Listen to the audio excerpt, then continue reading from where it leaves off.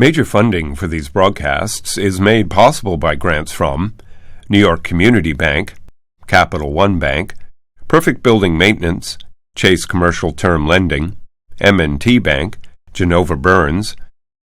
Additional support is provided by AKA Hotels, Corman Communities, Aerial Property Advisors, AVR Realty Company, Bank of America Merrill Lynch, Bank Leumi USA, Briarwood Organization, CBRE, Citizens Bank, Collins Building Services, Connect One Bank, CPEX Real Estate Services, Cushman & Wakefield, DDG, Dime Savings Bank of Williamsburg, Douglaston Development, Levine Builders, Fisher Brothers, First Nationwide Title Agency, Flushing Bank, Friedman, Handler Real Estate Organization, HAP Investments, Investors Bank, James D. Kuhn Real Estate Center at Syracuse University, Kilroy Architectural Windows, New York's Window Company, Madison Realty Capital, Matone Group, Mercantile Commerce Bank, Meridian Capital Group, New Banks, Optimum Window Manufacturing Corp., People's United Bank, Rosewood Realty Group, SJP Properties, Sterling National Bank, Stonehenge Partners, TD Bank, Terra CRG, The Continuum Company, The Moynihan Group, and These Friends.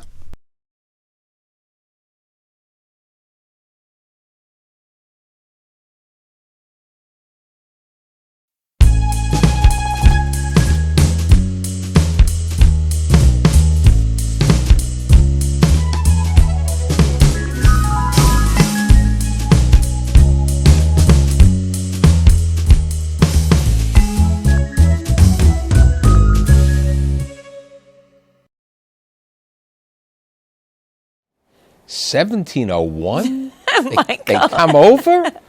Okay. The daughters of the American Revolution? Yes. Yes. The Wickershams, the Fosters, where are they? They're from Iowa, okay? They had plantations. Then the man from Iowa, your father, comes to New York, goes to work for a law firm, then goes to Cleveland. Then they come back. That's right. Then their daughter over here, she says, I'll go to Skidmore, but I'll finish it in like 2 years. Chemical Bank, Harvard Business School, the famous Cushman, John Cushman, Cushman & Wakefield, Hospital for Special Surgery, the Children's Museum in Westchester. I have Cynthia Foster. Thanks for being here. Thank you, Michael. Now, we have this big book about the history of the Wickershams, which looks like the ancient Bible over here. You have that. We could read that. So tell me about this, when they came over at 1701, and we have that letter of the introduction. Yes. Well, evidently in those days, you were, if you came not through Ellis Island or immigration. My people came up through Ellis Island. They were lucky. They said, what was your name? Stoller. Oh, you were a tailor. Okay. Yeah.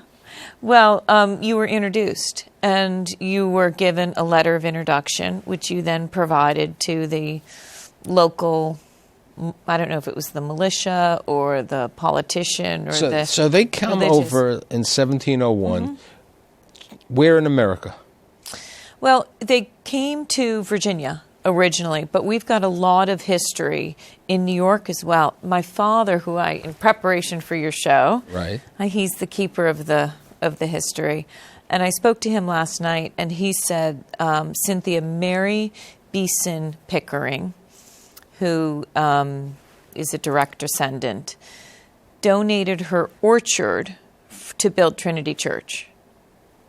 So that has to be in the early 1700s from the letter. Yeah. They're in Virginia. Mm-hmm. They're in the tobacco business. They're in the plantation business. How did they get out to Iowa later on, or the Midwest? Well, I think slowly.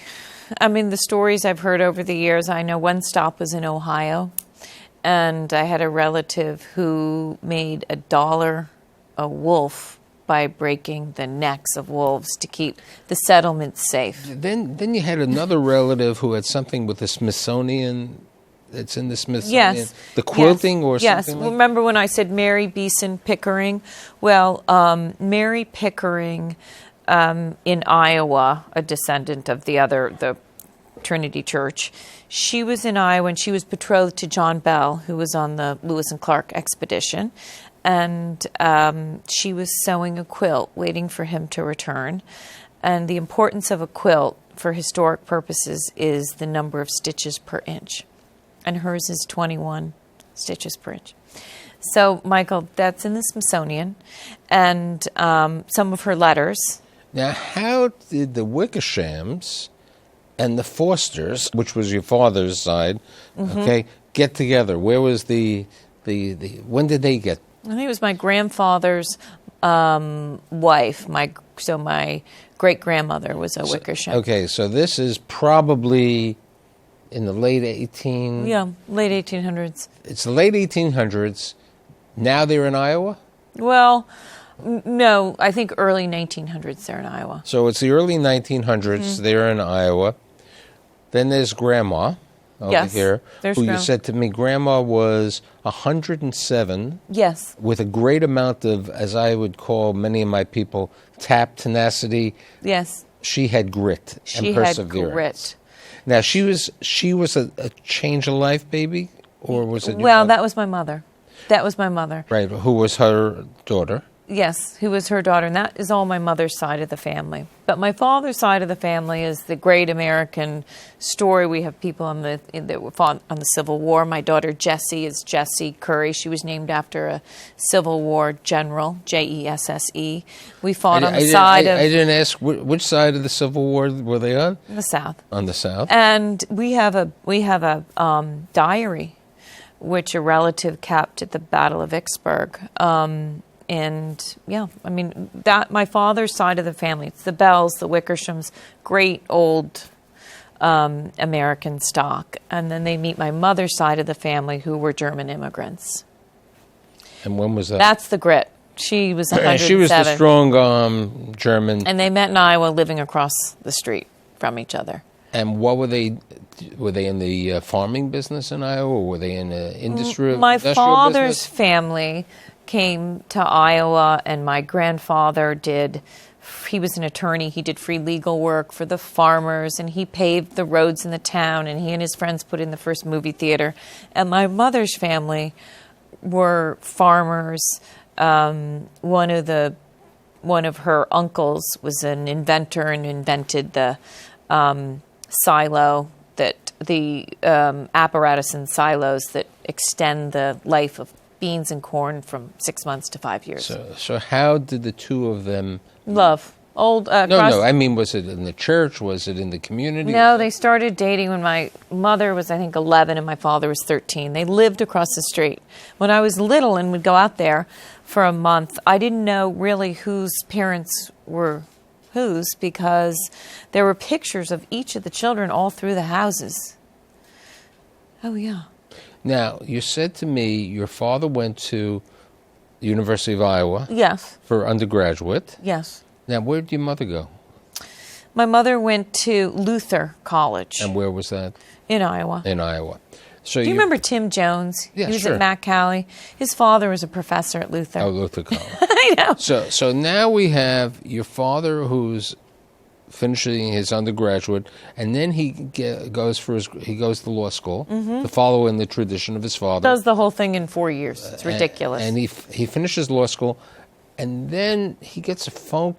His professor or the dean said he had a friend up in New York. Yes. The dean said they had a board member who had a partner at Cravath, and that my father was one of the smartest students I'd seen in the history of the teaching, and wanted them to meet. So he came to the classroom and watched my father and introduced himself and invited him to New York. Now, were your parents married at this time? Yes. So they come to New York, and that's when they were living. He goes to my mother got that MRS degree. Yes. The 2 years. And your mother and father originally reside in Brooklyn Heights. Yes. So they're in Brooklyn Heights. Your father's working for Cravath. Downtown. And then he has a change of a job, right? What's the next job? Another yes, law and it firm. was a lot of, I mean, my father said that there was just so many great, my mother, she first time they got an invitation to a cocktail party, she didn't know what to do. She had to ask her friends. My father didn't know. He asked the people at Cravath because... They were from Iowa, even though they had roots in New York, okay? You never invited somebody over and not eat, Michael. Right. They said, it's just for drinking. Do we eat before? Do we eat after? I mean, my mother's family, it's all about the eating. Everything has gravy. Right. That was the German side up there. Yes. So they come here to New York. You're born here. Yes, I'm born here. You're born here. And then he changes jobs, goes to another law firm. Jones Day in Cleveland, kind of wanted to get back to the Midwest. And Cleveland was their world headquarters. So he moves to Cleveland with a young daughter. 2 young daughters, my older sister. Right, you and your older sister. And you spent time in Cleveland. And that time you said you were living in Shaker Heights, right? Yes. So tell me about the days in Cleveland. Do you remember? Sure, I remember. We went to Laurel School, and it was, beautiful quality of life. Closer to Iowa also, so you were able to, during the summer, to go to Iowa. Yes. Then your father comes back. It's great, because so many New Yorkers are quite critical of the Midwest, and they're a bunch of bumpkins. Cleveland was pretty sophisticated. Sophisticated, but you never see the sun in Cleveland. That's a reality. Well, in those days, if you threw a match into Lake Erie, it would have ignited. I mean, that was like the mistake on the lake. Remember that? Now you come back. Dad comes back, and he's with Jones Day, or he's changed. Wilkie. He gets run litigation at Wilkie. Gets an opportunity, and that was Arthur who introduced him, Arthur Mann, or something. Yeah. Right. So he goes back to Wilkie, and now the family, as opposed to going to Brooklyn, you now go to Connecticut, right? Yes. So here's this young lady. You're in Connecticut. How old were you when you came back? Probably 12. So you came back, and in the summers you went to camp sometime, and you also went to Iowa to visit the family and all the rest. Yes, so, where they gave us a parade. Yes, when we came back. Well, my parents are from a small town, and my father was all the professional, the attorney, the doctor, the people that owned the brickyard, and my mother's family was related to everybody, all the workers, the farmers, the kind of, so we were related to both. So you come back over here, and now you're living in Connecticut, right? New Canaan, Connecticut, and what happens is you have an older sister, you told me, there was the decision of where to go to school. Smith, Skidmore, or who was the third? Wellesley. Wellesley. Yeah. So why did you decide to go to Skidmore? Well, there were just a few men at Skidmore. There were none at Smith and Wellesley. And my sister went to Skidmore, so that was probably the main reason. So you're at Skidmore, and you were a pretty good student. I think it was Phi Beta Kappa, but yes, I was an unbelievably good student. You're a good student, but you, besides being a good student, you liked finishing it in a period of time. So you did it in 2 years. Yes, but part of that was because I had a ton of advanced placement credits, which now they limit kids. So I'd done well in high school and in my advanced placement. So how did you get a job during the summers as an intern with the prestigious Chemical Bank, which everybody thinks Chase was the bank, that it's Chase Manhattan. It was Chemical who really took over Chase Manhattan Bank. So you get a job. Kind of like DTZ taking over C&W, but keeping the... So you get a job at Chemical Bank. So how do you get into the real estate department? Well, I can't take any credit, Michael. I didn't fill out an application. It really started out of necessity. I had been a mother's helper. I'd worked every summer at different kind of babysitting, those kinds of jobs.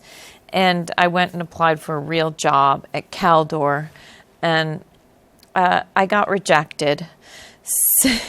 Guy says, "You're going to be terrible."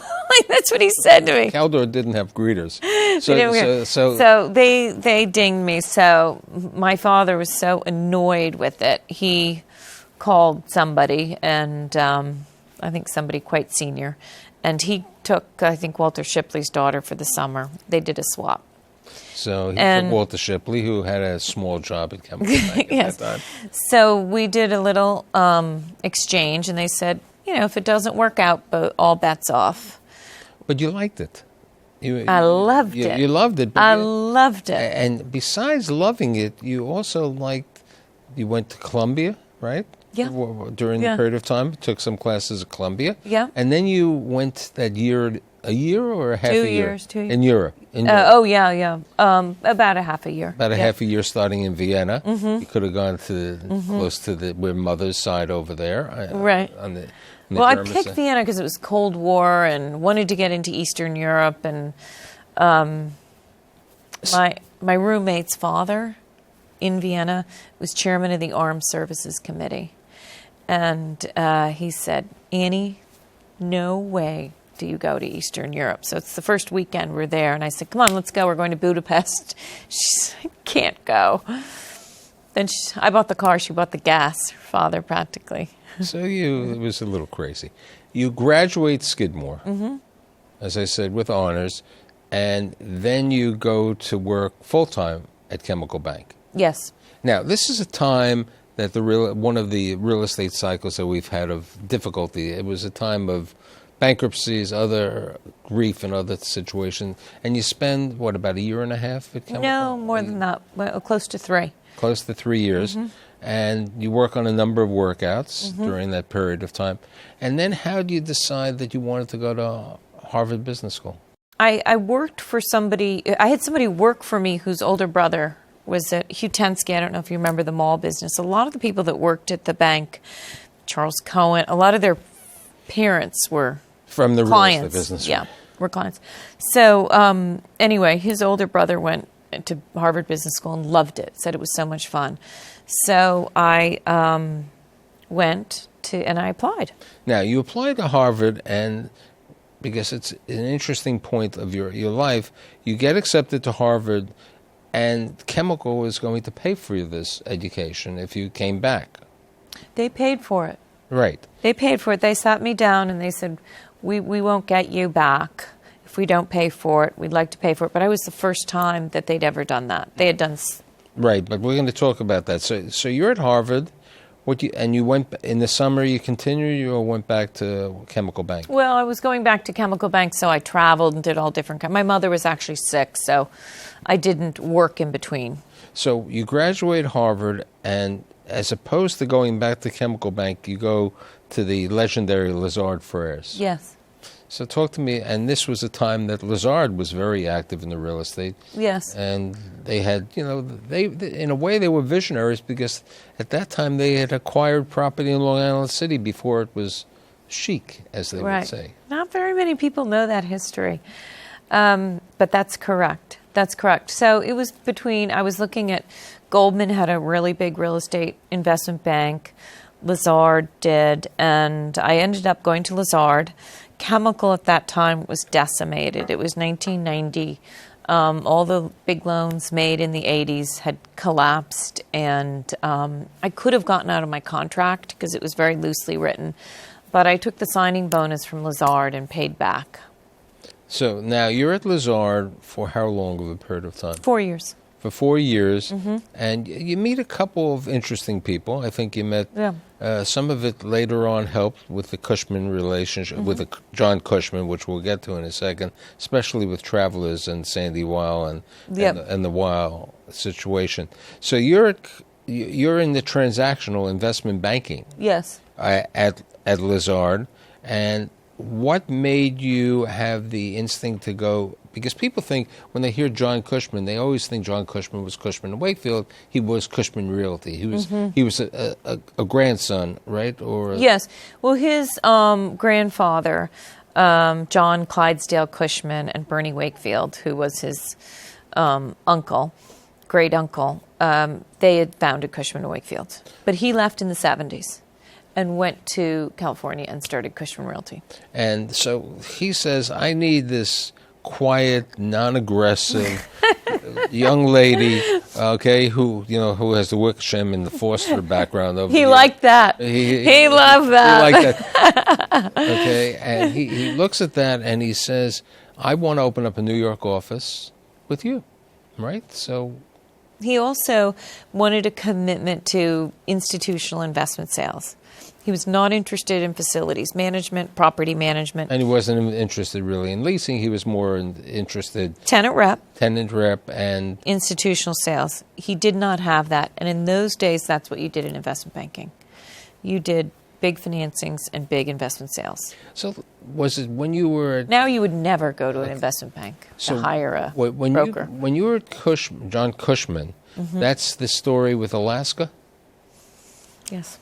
Tell me the story. Tell my viewers the story. Well, we're trying to get into the institutional investment sales business. And if you remember, they changed the risk-based capital requirements at the insurance companies. So they unloaded all of their investment real estate, or big percentages of it. And Travelers was one of them. So I found a contact from Chemical Bank who had been on the credit side, who is now at Travelers. And I called and I said, can you do a favor? Can you put together the real estate group? They put together a bunch of top people from the real estate group. And I went and I presented. Of course, I asked for a big sale, like 99 High Street in Boston. I asked for something. And they laughed. And they gave you an opportunity for a shopping center in Alaska, right? No, they laughed at me. They said they had a shopping center in Alaska. So I went and I did all this due diligence. And I came back and I said, okay, I think I can sell it. And this is the number. And they said, we were kidding. That has 7 mortgages on it. Including the synagogue mortgage. Yeah, that was the 7th. Long Island Synagogue, yes. So I went to Anchorage, and they connected me to the West Coast, the head of Los Angeles, and I ended up meeting him in Anchorage and selling the asset. Which subsequently, later on in 2007, had a value because it helped you sell another property, which we'll talk about in a little while. Well, it had a tremendous value because the chief investment officer at Travelers, Sandy Weil, then buys Travelers. And he says, I've got facilities, offices around the world of almost 100 million feet. He's bigger than most REITs. So he went and took the chief investment officer and made him head of his facilities. Sure. And that guy, Joe Sproles, said, yeah, Cynthia, can you help us? When do you make the decision to leave John Cushman to go to Cushman & Wakefield? I don't. Cushman & Wakefield buys his company. Right, he buys. Yeah. So that is, what year is that?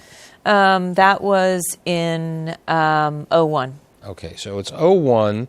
Your position at that time, what was the change of title? Well, I was a top broker. I was one of the 20 people that had to sign a contract, an employee contract, with Cushman & Wakefield for John to get his money, which...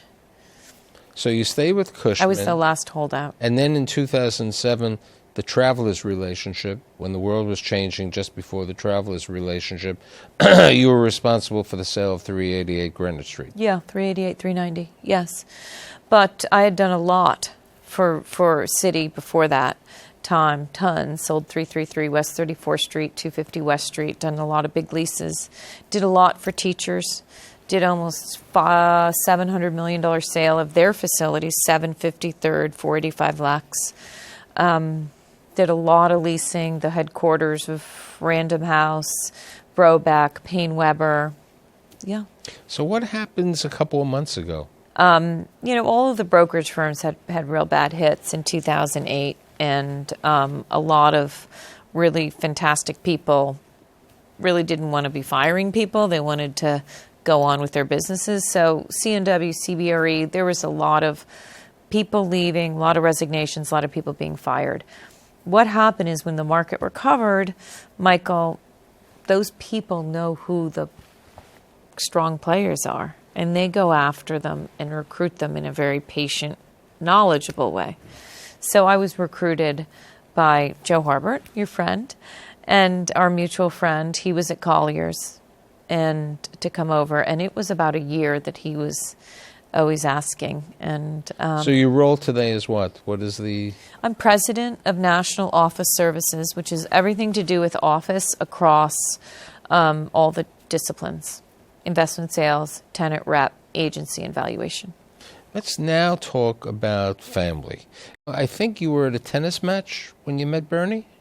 Yes, in Tuxedo Park. In Tuxedo Park, you meet this guy whose grandfather, who he's named after, Bernie Curry, okay, who they call But he Ben, goes by Bernie, and his grandfather went by Ben. Ben, who in 1919 started an automobile business. Yes. Automobile dealership, Curry Automotive. Yes. And we have a picture of Ben, who Bernie's named after, and with the legendary Babe Ruth. Let's talk a little bit about your family today. Your dad is retired from practice? Yes, he's retired. He retired when my brother died. My brother died at 35 of cancer, and I think that gave pause. So for my father. Speaking of children, I have 3. One's going to Duke now? Yes, that's Bo. Bo, he's just accepted to Duke. Yes, and he started. He's been there 2 weeks. We miss him terribly. And then I have Jack, who's a sophomore. And then I have Jessie, who's my daughter, who's a 7th grader. You and Bernie have been very involved in the Westchester community and also the New York community. We have so involved. Yeah, you're involved with the Children's Museum, and you're also involved with the Hospital for Special Surgery. How'd that happen? How did you get involved with them? I think initially, do you know David Olchek? David Olchek is a Rye resident and one of their top surgeons, and he was always calling me and bringing me in about real estate questions.